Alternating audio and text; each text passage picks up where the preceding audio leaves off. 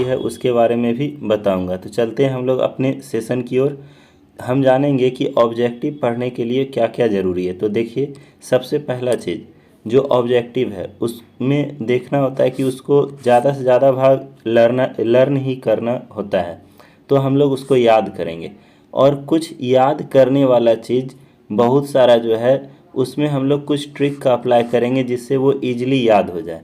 लेकिन जो न्यूमेरिकल्स है उसके लिए आपको फार्मूला याद करना होगा और उसके कॉन्सेप्ट को जानना होगा, तो जाके आप न्यूमेरिकल सॉल्व कर पाएंगे। तो हम ऑब्जेक्टिव को सॉल्व करने के लिए हम कुछ भाग को आपको लर्निंग करना होगा, कुछ ट्रिक है जो मैं बताऊंगा, कुछ कॉन्सेप्ट है और कुछ न्यूमेरिकल्स है। तो देखिए क्वेश्चन नंबर 1 दिया हुआ है कि समतल दर्पण की फोकस दूरी होती है। समतल दर्पण की फोकस दूरी होती है कितनी? तो फोकस दूरी समतल दर्पण का जो होता है वो अनंत होता है। अगर आप जानना चाहते हैं कैसे, तो देखिए, ये गोलीय दर्पण है। गोलीय दर्पण किसी गोल सतह का एक भाग होता है। इसके बीच वाले भाग को हम लोग केंद्र बोलते हैं, और गोलीय दर्पण के बीच वाले भाग को हम लोग वक्रता केंद्र बोलेंगे, दर्पण का वक्रता केंद्र। इसकी आधी दूरी को हम लोग बोलते हैं फोकस, इसको हम लोग सूचित करते हैं एफ से। किंतु जब दर्पण समतल हो इस प्रकार से, तो इसका जो फोकस दूरी है वो होगा ही नहीं, मतलब ये अनंत होगा। तो हम लोग बोलेंगे कि समतल दर्पण की फोकस दूरी अनंत होती है। क्वेश्चन नंबर 2, उत्तल लेंस। अच्छा, इसके पहले आपको बता दें कि 21A का मतलब क्या है। 21A का मतलब है कि 2021 के वार्षिक परीक्षा में ये क्वेश्चन को पूछा गया है। BM का जो मतलब होता है कि बोर्ड के द्वारा जो मॉडल पेपर जारी किए जाते हैं उसमें ये क्वेश्चन आया था।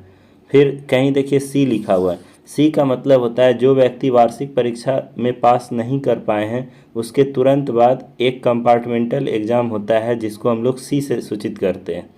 तो जो इम्पोर्टेंट क्वेश्चन है जो आया हुआ है उसको A, B, M, C से के द्वारा दिखाया गया है। तो चलते हैं क्वेश्चन नंबर 2 की ओर। क्वेश्चन नंबर 2 है, उत्तल लेंस के सामने वस्तु कहाँ रखने पे प्रतिबिंब वस्तु के बराबर आकार का बनता है। तो उत्तल लेंस के सामने वस्तु को हम लोग कहाँ रखेंगे?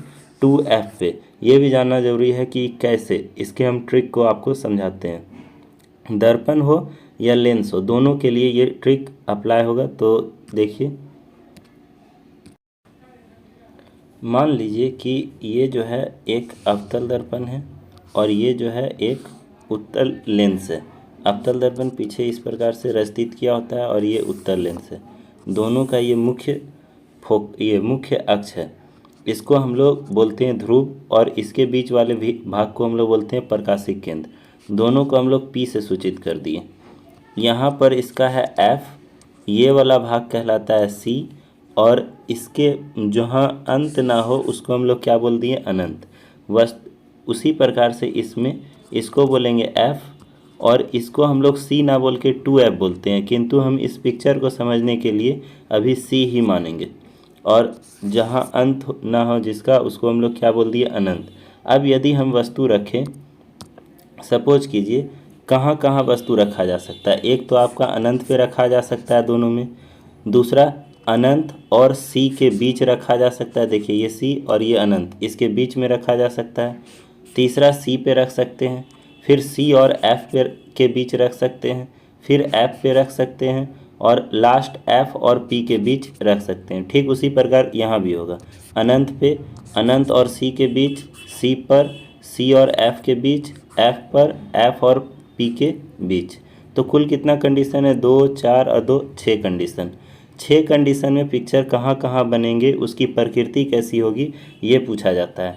तो देखिए, F के बाद जो भी पिक्चर है वस्तु रखेंगे उसका प्रतिबिंब जो बनेगा वो वास्तविक बनेगा और उल्टा बनेगा। किंतु ये वाला जो भाग है और ये वाला जो भाग है इसका प्रतिबिंब पीछे की ओर बनता है और सीधा बनता है।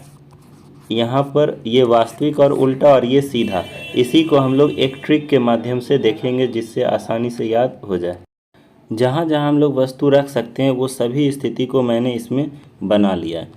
ये पहला क्वेश्चन पे इसलिए मेहनत कर रहे हैं क्योंकि आगे भी इस प्रकार का जो क्वेश्चन आएगा एक ही बार में सॉल्व हो जाएगा।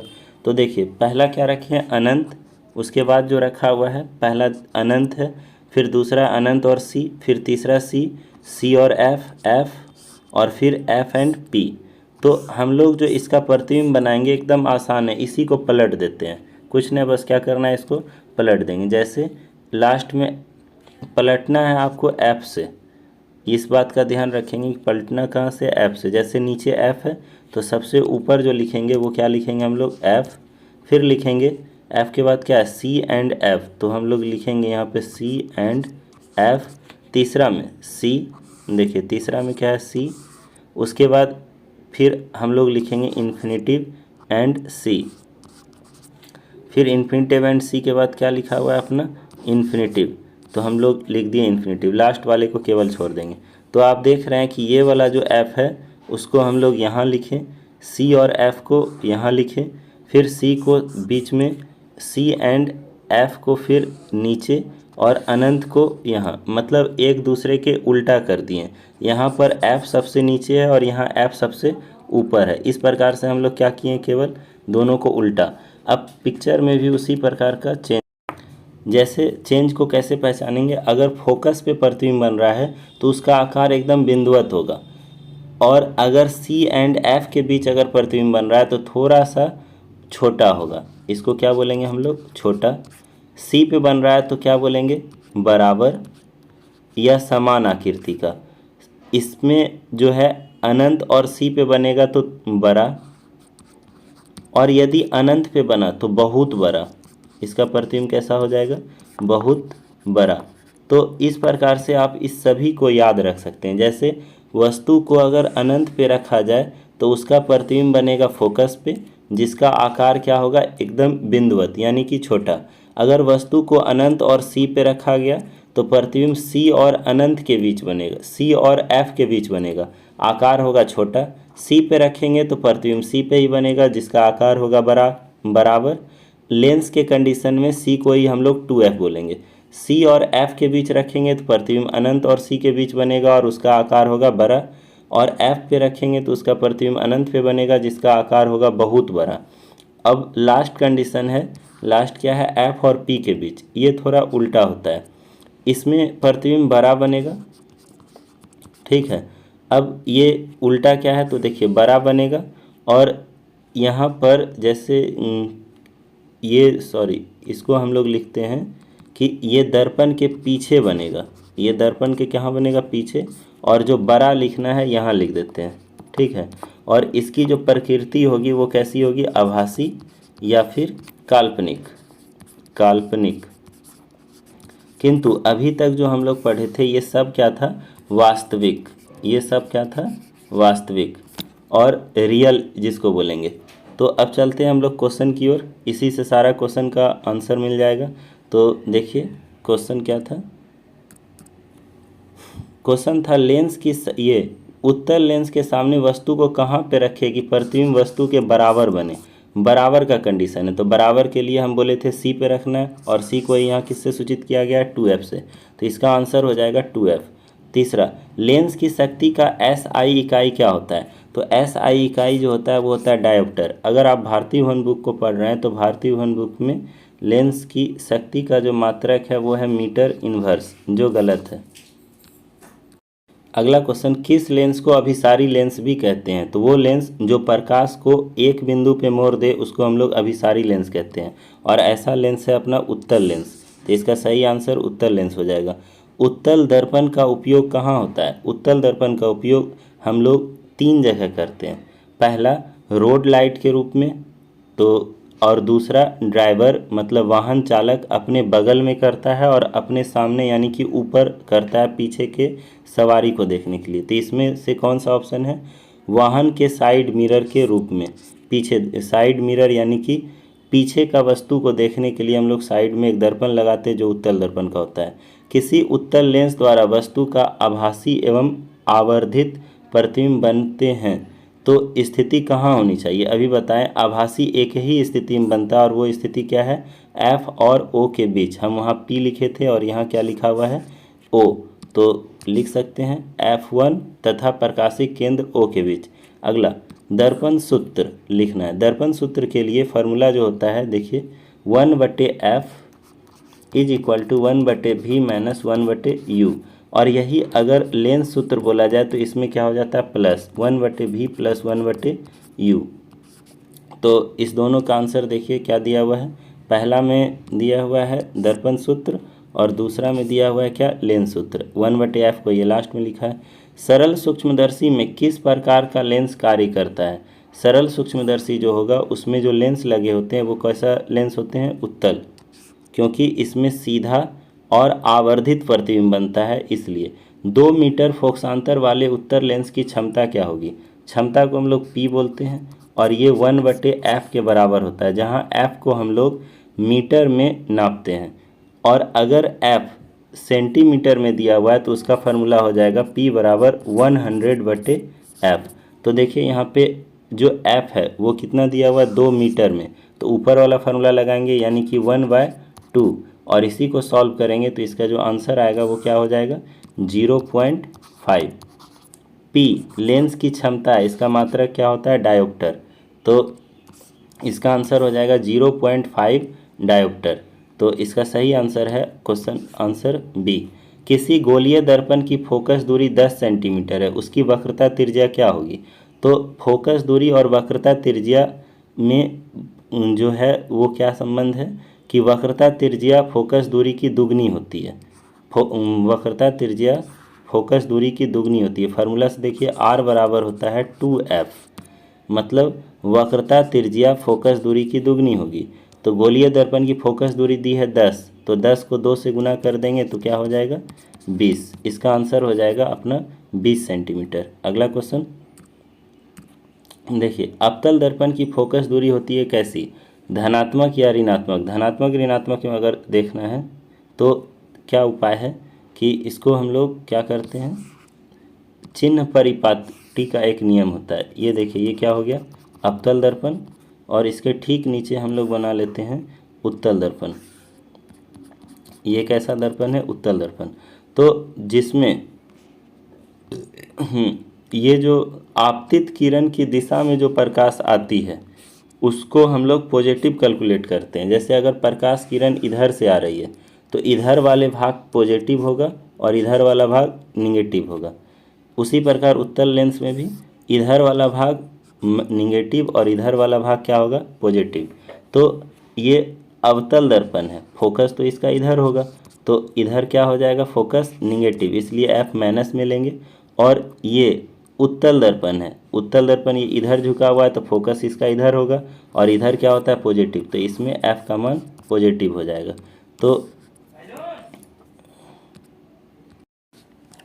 तो अवतल दर्पण की जो फोकस दूरी हो जाएगी उस अनुसार से क्या हो जाएगी, ऋणात्मक, यानी कि माइनस में। अगला क्वेश्चन, किसी अवतल दर्पण की फोकस दूरी f और उसकी वक्रता त्रिज्या r में क्या संबंध है। अभी तुरंत बताया, r बराबर क्या होता है, 2f। अवतल दर्पण के सामने वस्तु को कहाँ रखा जाए ताकि प्रतिबिंब उल्टा, वास्तविक और समान बने। वास्तविक और समान बनने के लिए अभी तुरंत कंडीशन क्या बताए थे कि वस्तु को कहाँ रखा जाए, C है तो C पर ही रखें, C पर रखेंगे तो प्रतिबिंब C पर ही बनेगा और कैसा बनेगा, बराबर बनेगा। तो इसका आंसर हो जाएगा C पर, C यानी कि वक्रता केंद्र। वक्रता केंद्र कहाँ है, ऑप्शन C में।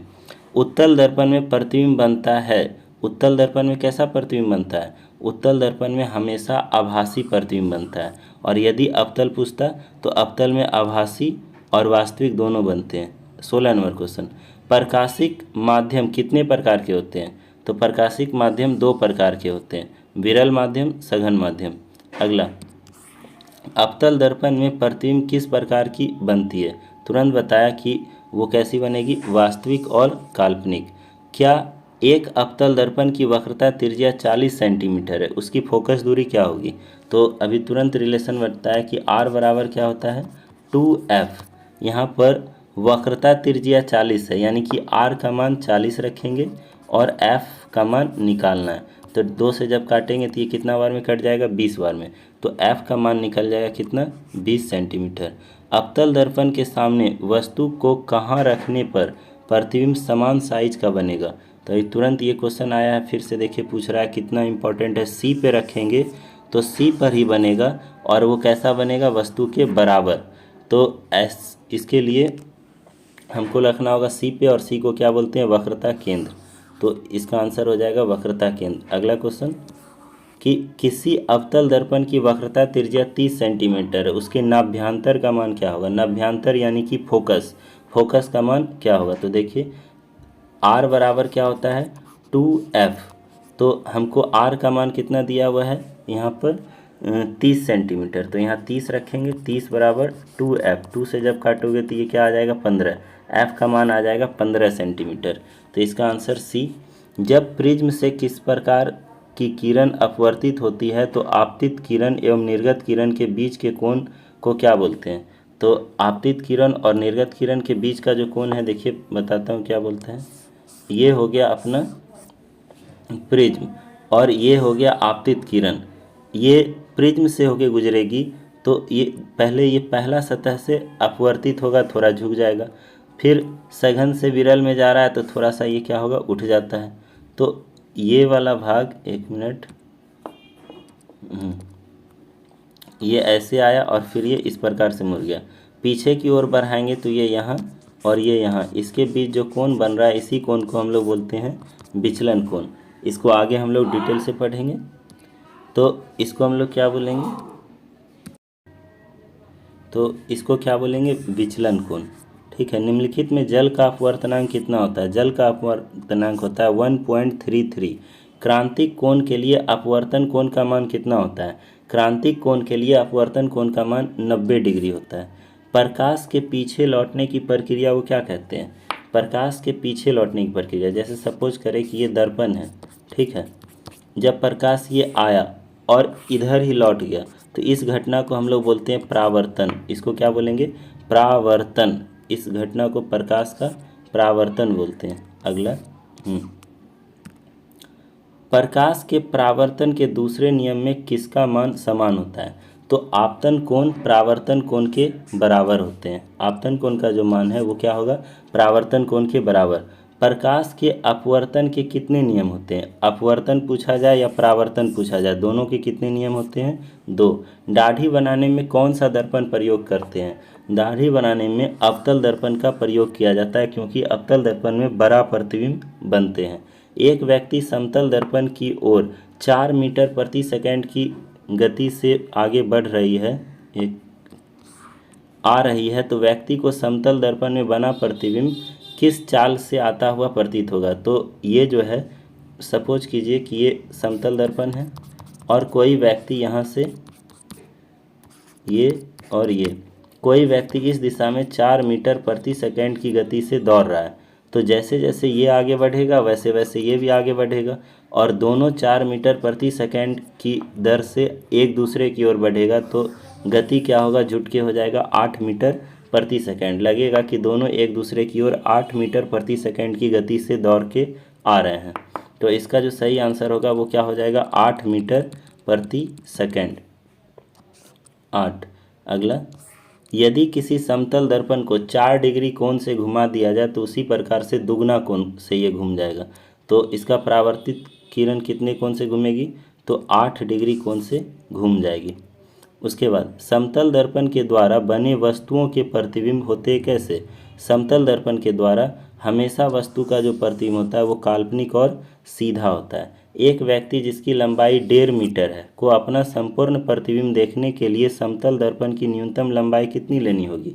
मतलब वो अपने पूरे शरीर को दर्पण में देखना चाहता है। इसके लिए क्या होगा कि नियम है कि आधा, अपने शरीर के आधा आकार का दर्पण उसको खरीदना होगा। तो उसका आकार कितना है, व्यक्ति की आकार है 1.5 मीटर, तो उसको दर्पण लेना होगा 75 सेंटीमीटर का, यानी कि 0.75 मीटर का। समतल दर्पण MnAb एक आपतित किरण आपतन कोण का मान ज्ञात करना है। आपतन कोण किसको बोलते हैं, अगर ये दर्पण है इस पे अगर हम अभिलंब डाल दें तो अभिलंब और आपतित किरण के बीच के कोण को हम लोग बोलते हैं आपतन कोण। तो ये वाला कोण 40 दिया हुआ है और जानते हैं कि पूरा कोण 90 डिग्री का होगा, तो ये कोण कितना हो जाएगा, 50 डिग्री। आगे, किसी उत्तल लेंस की फोकस दूरी क्या होती है। यहाँ पे ये क्वेश्चन गलत दिया हुआ है। किसी भी उत्तल लेंस की फोकस दूरी हमेशा पॉजिटिव होती है, हमेशा क्या होगी, पॉजिटिव। किसी गोलीय दर्पण की वक्रता त्रिज्या 50 सेंटीमीटर है, उसकी फोकस दूरी क्या होगी, वक्रता त्रिज्या और फोकस पे फिर से क्वेश्चन आ गया, यानी कि r बराबर 2f। अब देखिए वक्रता त्रिज्या कितना दिया हुआ है, 50, यहाँ 50 रखेंगे, फोकस पूछ रहा है तो 2 से काटोगे तो 25, f का मान कितना हो गया, 25 सेंटीमीटर। आगे, निम्नलिखित में कौन सा पदार्थ लेंस बनाने के लिए प्रयुक्त नहीं किया जा सकता। लेंस उसी पदार्थ का बना सकते हैं जो पारदर्शी हो, मतलब इससे भी पार कर जाए और इससे भी पार कर जाए। अगर पार नहीं करेगा तो हम उससे लेंस नहीं बना सकते हैं। तो पहला दिया जल, जल से प्रकाश पार कर सकती है, कांच से भी प्रकाश पार कर सकती है, प्लास्टिक भी विशेष प्रकार के प्लास्टिक से प्रकाश पार कर सकती है, लेकिन मिट्टी से किसी भी कंडीशन में प्रकाश पार नहीं कर सकती थी। इसका आंसर क्या हो जाएगा, मिट्टी। किसी शब्दकोश में पाए गए छोटे अक्षर को पढ़ते समय आप निम्न में से कौन सा लेंस पसंद करेंगे।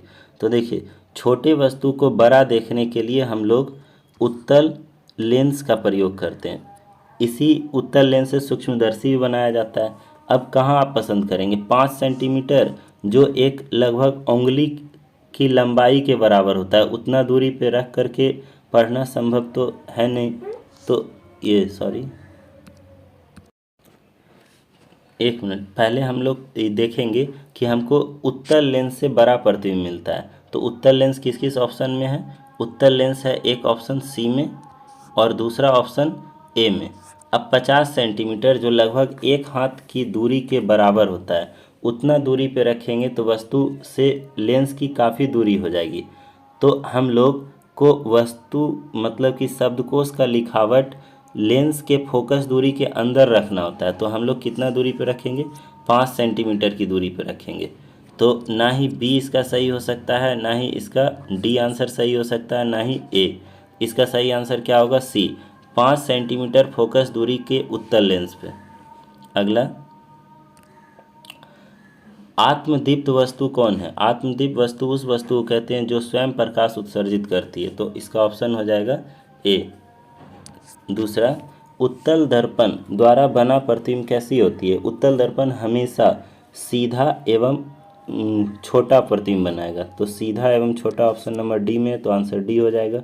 बड़े द्वारक के अवतल दर्पण के मुख्य फोकस पर एक बिंदु बिंब स्थित है जिसका एक प्रतिबिंब अनंत पर बनता है। गोलीय विपतन के कारण अन्य प्रतिबिंब बनेंगे कहाँ। ये आपके सिलेबस में नहीं है, किंतु मैं बता दूं इसका जो प्रतिबिंब है वो कहाँ बनेगा, ए, काल्पनिक बनेगा और ठीक दर्पण के पीछे बनता है। उस स्थिति में ये माना जाता है कि वस्तु फोकस के अंदर है। गोलीय दर्पण में फोकसांतर एवं वक्रता त्रिज्या के बीच क्या संबंध है। फोकसांतर और वक्रता त्रिज्या के बीच अभी हमने बहुत सारा संबंध देखा है, बहुत सारा क्वेश्चन सॉल्व किया। तो क्या हो जाएगा, r बराबर 2f, r is equal to 2f।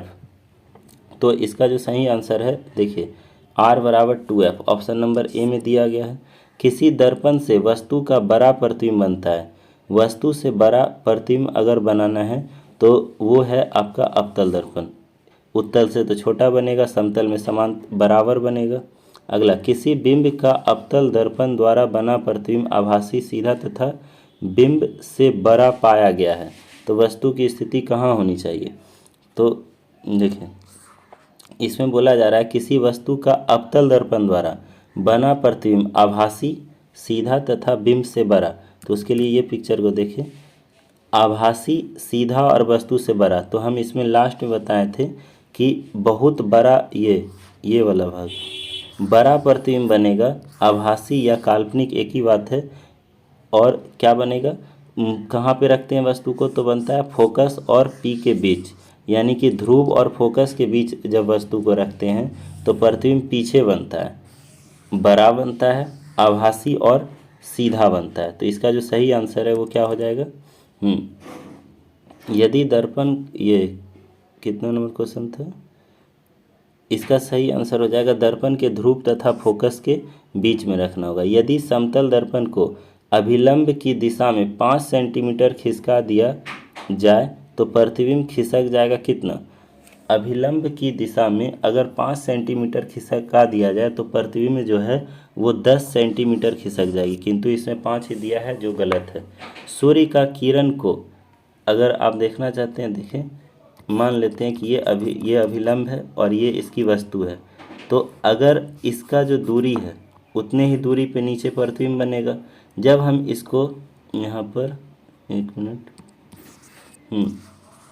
अगर हम इसको 5 सेंटीमीटर खिसका दें, मान लीजिए कि अभी ये जो दूरी है वो है 10, वो कितना है, ये भी 10, ये भी 10। अगर हम 5 सेंटीमीटर इसको खिसका दें, वस्तु यहीं, ऑब्जेक्ट यहीं पे, तो ये कितना हो जाएगा, 15 सेंटीमीटर। तो प्रतिबिंब भी नीचे कितना बनेगा, 15 सेंटीमीटर नीचे ही बनेगा, और कुल दूरी कितना हो जाएगा, 30 मीटर। ठीक है, अगर माने हैं 15 मीटर, तो जितना आगे वस्तु है उतना ही पीछे प्रतिबिंब बनेगा, तो ये 30 मीटर हो गया। और यहाँ कितना था, वस्तु और प्रतिबिंब के बीच की दूरी 20 मीटर। तो आप देख रहे हैं कि 10 मीटर दूरी बढ़ जा रहा है। आगे, सूर्य की किरणों को एक अवतल दर्पण के गौण अक्ष के समांतर आपतित कराया जाता है। गोलीय दर्पण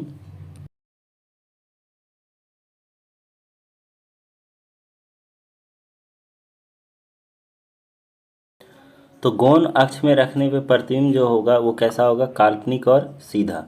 इसका आंसर हो जाएगा काल्पनिक और सीधा। गोलीय दर्पण की फोकस दूरी, हालांकि ये भी आपके सिलेबस में नहीं है। गोलीय दर्पण की फोकस दूरी उसकी वक्रता त्रिज्या की होती है क्या, आधी। फोकस दूरी वक्रता त्रिज्या की क्या होती है, आधी। इसको देख ले, एफ बराबर क्या लिखा हुआ है, ये एक मिनट, फार्मूला क्या होता है, आर बराबर 2F, are is equal to 2F। तो यहाँ पर F का जो मान होगा वो क्या हो जाएगा, F बराबर R/2। R को ही हम लोग वक्रता त्रिज्या बोलते हैं, R/2।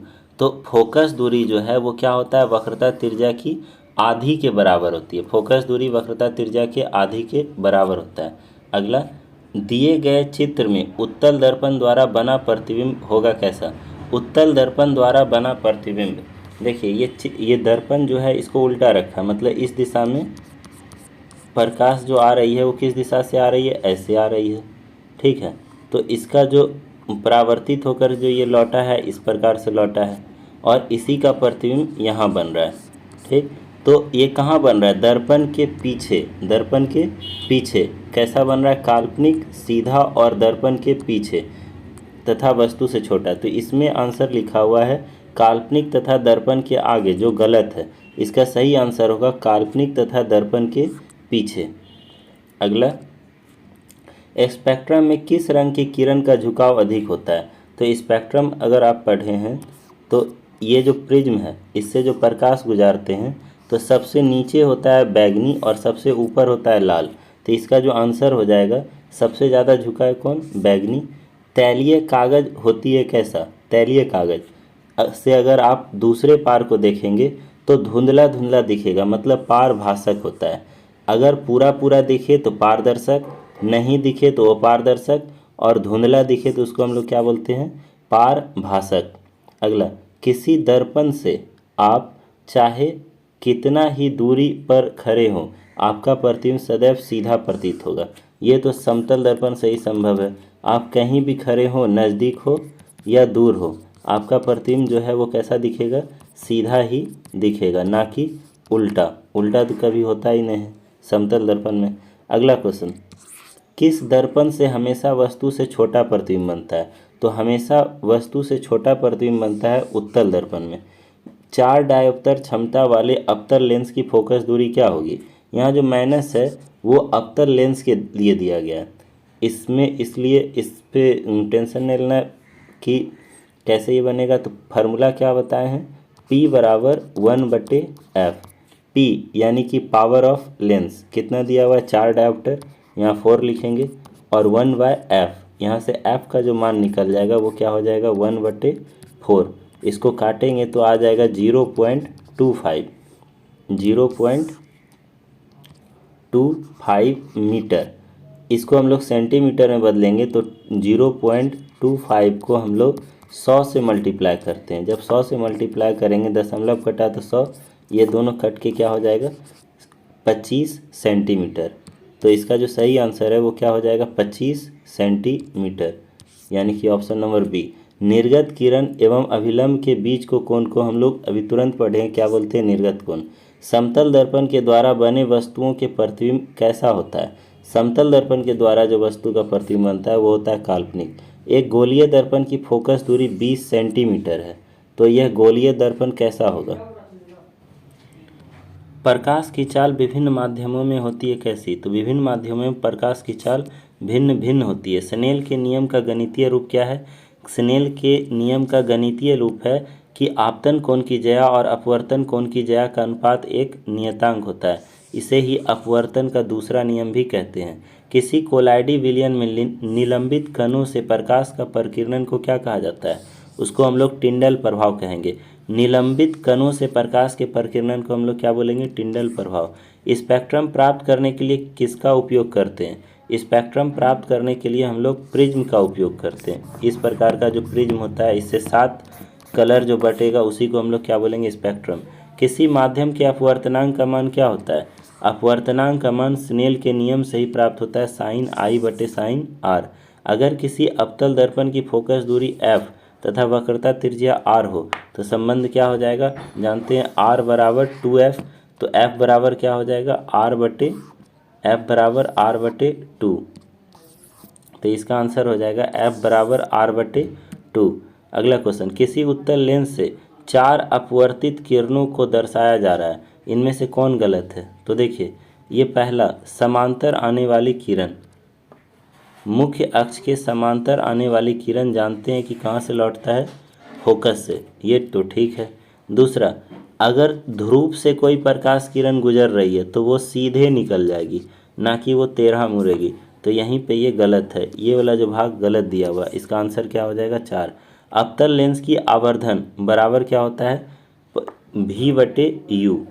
अवतल लेंस का आवर्धन बोलेगा तो v बटे u, और दर्पण का आवर्धन बोलेगा तो -v बटे u। ठीक है। अगला, अवतल दर्पण से परावर्तन के बाद किरण किस बिंदु से गुजरती है? यहाँ पे बोला जा रहा है कि अवतल दर्पण से परावर्तन के बाद किरण किस बिंदु से गुजरती है। तो अवतल दर्पण के बाद देखिए, ये क्या है? पिक्चर के द्वारा ये क्वेश्चन को डील करने बोला जा रहा है। देखिए, ये हो गया अवतल दर्पण, ये हो गया इसका मुख्य अक्ष, और इससे समांतर आने वाली किरण कहाँ से गुजरेगी? फोकस से। तो इसका आंसर हो जाएगा फोकस। जब प्रकाश की किरण हवा से कांच में प्रवेश करती है तो वो मुड़ जाती है। किधर? हवा से कांच में प्रवेश करेगा। 2 कंडीशन देखिए, दोनों कंडीशन क्या है कि अगर विरल से सघन में प्रवेश करे, विरल से सघन में या सघन से विरल में, तो दोनों के लिए अलग अलग स्थिति होता है। मान लेते हैं ये अभिलंब है, ठीक है, और ये आने वाली किरण है, तो अभी ये आपतित किरण कहलाएगी, और इसके बीच बना हुआ कोण क्या कहलाएगा? आपतन कोण। अपवर्तन के बाद अगर विरल से सघन में जाती है तो अभिलंब की ओर झुक जाती है, और वहीं इसका उल्टा होता है कि जब ये अभिलंब है, आपतित किरण अपवर्तन के बाद अभिलंब से क्या होता है? दूर भागता है। तो इसमें विरल से सघन में अभिलंब की ओर झुकेगी और सघन से विरल में अभिलंब से दूर भागेगी। जानेंगे विरल सघन क्या होता है? जहाँ माध्यम के कण अधिक होते हैं, घना होते हैं, उसको सघन बोलते हैं, और जहाँ माध्यम के कण बहुत कम होते हैं उसको क्या बोलेंगे हम लोग? विरल। अगला क्वेश्चन, तो जब प्रकाश की किरण हवा से कांच में प्रवेश करती है, हवा से कांच में प्रवेश करती है, तो आप जानते हैं कि हवा जो है वो कैसी माध्यम है? विरल माध्यम। कांच है सघन माध्यम, तो विरल से सघन में जाएगा तो अभिलंब की ओर क्या हो जाएगा? झुक जाएगा, या अभिलंब की ओर के निकट जाएगा। प्रकाश का वर्ण विक्षेपण किस उपकरण से संभव है? तो ये संभव है किससे? प्रिज्म से। दृश्य प्रकाश अगला क्वेश्चन है, दृश्य प्रकाश में किस वर्ण का तरंगदैर्घ्य अधिकतम होता है? सबसे अधिकतम तरंगदैर्घ्य होता है लाल का। साइड मिरर के रूप में प्रयुक्त होता है कौन सा लेंस? अभी तुरंत पढ़ाया गया कि साइड मिरर के रूप में उत्तल दर्पण का प्रयोग किया जाता है। इंद्रधनुष का बनना किस परिघटना पे आधारित है? तो इंद्रधनुष का जो बनना है वो किससे? वर्ण 7 भाग में बट जाता है, तो इसको हम लोग क्या बोलेंगे? प्रकाश का वर्ण विक्षेपण। इसको क्या बोलना है? प्रकाश का वर्ण विक्षेपण। हालांकि इसमें परावर्तन और अपवर्तन भी होती है, किंतु केवल परावर्तन या केवल अपवर्तन से इंद्रधनुष नहीं बनता है, इसलिए हम लोग बोलेंगे प्रकाश का वर्ण विक्षेपण। किसी उत्तल लेंस की फोकसांतर 50 सेंटीमीटर है तो उसकी क्षमता क्या होगी? फोकसांतर 50 है तो क्षमता यानी कि P निकालना है। तो हम लोग जानते हैं P बराबर फार्मूला होता है 1/f, और f कितना दिया हुआ 50 सेंटीमीटर, और यहाँ जब मीटर में होगा तब 1/f और सेंटीमीटर में होगा तो 100/f। तो इसका जो आंसर होगा 100/50, और जब इसको हम लोग काटेंगे तो ये कितना आ जाएगा 2, तो इसका आंसर हो जाएगा 2। उसके किसी दर्पण से वस्तु को कहीं भी रखने पर उसका बराबर आकार का प्रतिबिंब बन रहा है, इसका मतलब है कि वो जो दर्पण है वो कैसा होगा? समतल। इसका वो होगा दर्पण समतल। निम्न में कौन सा पदार्थ लेंस के लिए प्रयुक्त नहीं किया जा सकता है? लेंस उस पदार्थ का हम लोग बनाते हैं जिससे प्रकाश का अपवर्तन हो सके। तो जल, कांच और से अपवर्तन हो सकता है किंतु पीतल से अपवर्तन नहीं हो सकता है, तो इसका आंसर पीतल। अगला क्वेश्चन, निम्नलिखित में कौन संख्या प्रकाश के अपवर्तन के नियम के लिए सही है? प्रकाश के अपवर्तन के नियम का क्या है संख्या? सही 2, क्योंकि प्रकाश के अपवर्तन का 2 नियम होते हैं। लेंस में मुख्य फोकस की संख्या कितनी होती है? मुख्य फोकस की संख्या होती है 2। अगला क्वेश्चन, f सेंटीमीटर फोकस दूरी वाले एक उत्तल अवतल दर्पण के सामने 2f सेंटीमीटर दूरी पर एक बिंब रखने पर दर्पण द्वारा इसका प्रतिबिंब बनेगा कहाँ? 2f पे वस्तु को रखा जा रहा है तो प्रतिबिंब भी बनेगा 2f पे, लेकिन यहाँ पे क्या है? अवतल दर्पण के फोकस पे वक्रता केंद्र, तो 2f किसको बोलते हैं? वक्रता केंद्र को। निर्देशांक चिन्ह परिपाटी के अनुसार अवतल दर्पण तथा उत्तल दर्पण की फोकस दूरी क्या होती है?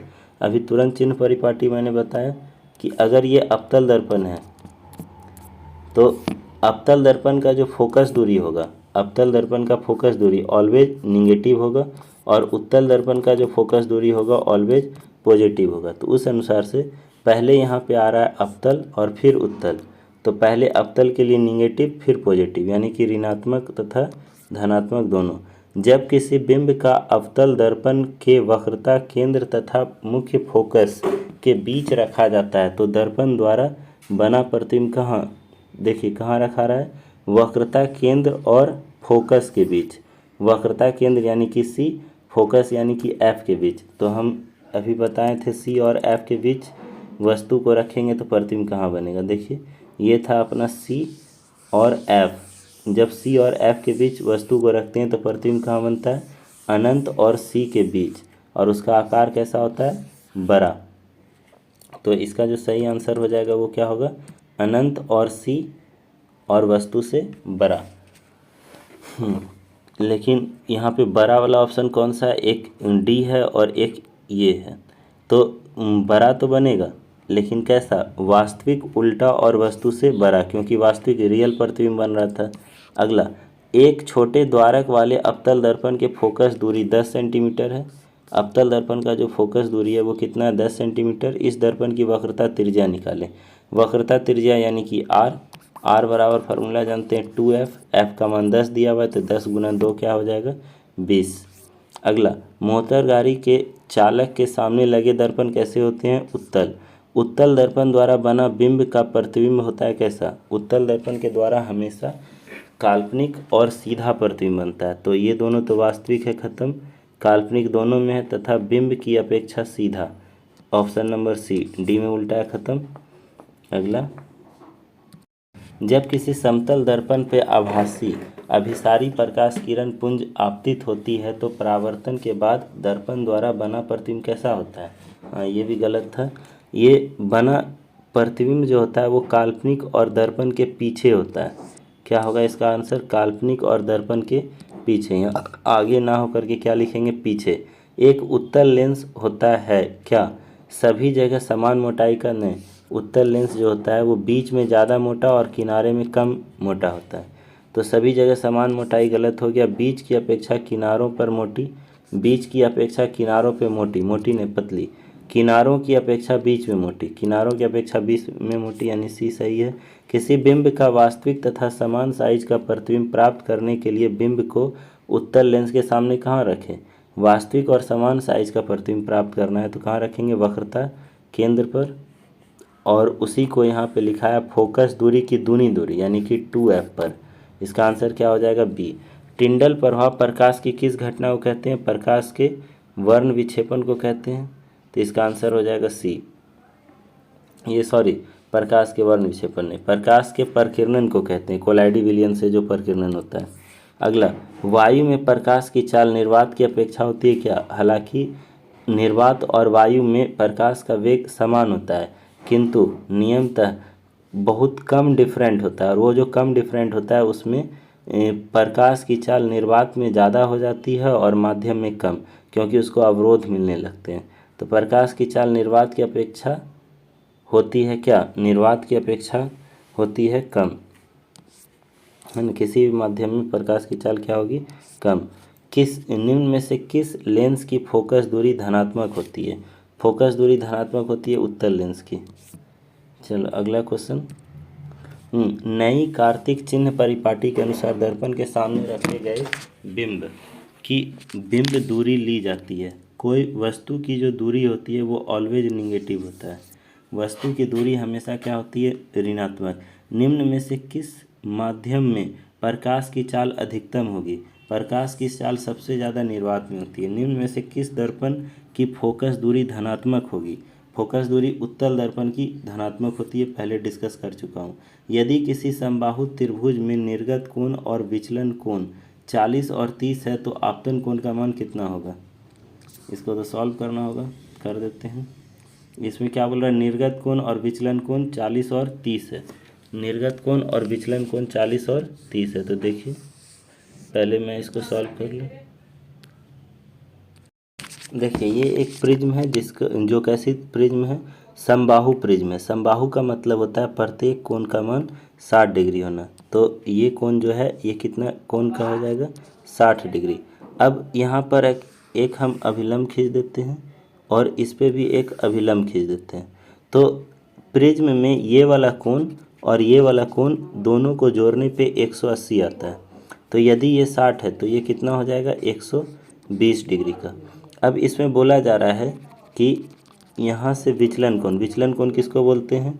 इस दोनों भुजा कोणों को मिलाने वाली रेखा को। जैसे ये निर्गत हो रही है, इसको पीछे की ओर मिलाया जाए तो ये यहाँ बढ़ेगा, और ये आपतित हो रही है, इसको अगर आगे की ओर बढ़ाया जाए तो यहाँ मिलेगा। इस दोनों के कोण के बीच का जो कोण होता है इसी को हम लोग क्या बोलते हैं? विचलन कोण। और इसका मान दिया हुआ है 30। हम जानते हैं कि सरल रेखा पे बना कोण 180 डिग्री का होता है। अगर ये 30 है तो ये कितना हो जाएगा? 150। तो ये 150 और ये कितना हो जाएगा? 120। उसके बाद हम लोग जानते हैं कि सम्मुख कोण का मान बराबर होता है। अगर ये 40 है तो ये भी 40, ये 50 है तो ये भी 50, क्योंकि ये कैसा कोण है? सम्मुख कोण है। उसी प्रकार से ये वाला देखिए, ये जो कोण है इस कोण का मान बताया जा रहा है 40, तो इसी के द्वारा जो पीछे की दिशा में कोण बनेगा उसका ही मान क्या होगा? 40।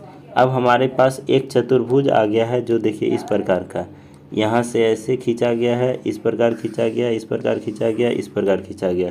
चतुर्भुज के चारों कोण का मान होता है 360 डिग्री, और इसमें 3 कोण का मान निकल गया, 150, 120 और 40। अगर इसको जोड़ दें तो आता है 310, और सभी कोणों का योग होना चाहिए 360। तो ये वाला कोण आ जाएगा 50, और इसी के सम्मुख ये कोण है तो इसका ही मान क्या हो जाएगा? 50। तो इसका जो सही आंसर है वो क्या हो जाएगा? 50 डिग्री। तो इसमें का आंसर रखेंगे 50। एक उत्तल लेंस की क्षमता 1 डायोप्टर है, तो लेंस की फोकस दूरी निकालनी है। उत्तल लेंस की फोकस दूरी कैसी होती है? धनात्मक। तो P बराबर फार्मूला क्या बताएं? 1/f। P is equal to 1/f। P का मान 1 डायोप्टर दिया हुआ तो f का मान निकालना है जी। तो यहाँ पे P के स्थान पे रखेंगे 1 इज इक्वल टू 1/f, और f बराबर क्या हो जाएगा? 1 मीटर, और एक ही मीटर को हम लोग क्या बोलते हैं? 100 सेंटीमीटर। तो इसके बदले हम लोग लिख सकते हैं 100 सेंटीमीटर। तो उसके बाद इसका जो आंसर हो जाएगा वो क्या हो जाएगा? 100 सेंटीमीटर, यानी कि ऑप्शन सी। पानी में डूबे एक उत्तल लेंस की फोकस दूरी हवा में इसकी फोकस दूरी की अपेक्षा क्या होगा? जो लेंस ठोस पदार्थ का बना हुआ है उसका फोकस दूरी बदलेगा क्यों? वही रहेगा, मतलब अपरिवर्तित रहेंगे। तालाब का जल कम गहराई दिखाई पड़ता है क्योंकि ये घटना प्रकाश के अपवर्तन के कारण होता है। जैसे अगर पूछा जाए कि तली में रखा हुआ सिक्का, बाल्टी में रखा हुआ सिक्का थोड़ा ऊपर क्यों दिखाई पड़ता है। या फिर अगर पूछा जाए कि बाल्टी में अगर कोई छड़ी रखा हुआ है तो वो झुका हुआ क्यों दिखाई पड़ता है। ये सभी घटना किसके कारण होगा, प्रकाश के अपवर्तन के कारण। तो इसका आंसर हो जाएगा प्रकाश का अपवर्तन। अब मैं लास्ट में 2-3 सवाल मैं आपको देता हूँ बनाने के लिए, जिसको आपको बनाना है। जैसे अगर किसी दर्पण का फोकस दूरी, क्वेश्चन नंबर 1, फोकस दूरी दिया हुआ है 20 सेंटीमीटर, तो आपको बताना है कि उसकी वक्रता त्रिज्या r बराबर कितनी होगी।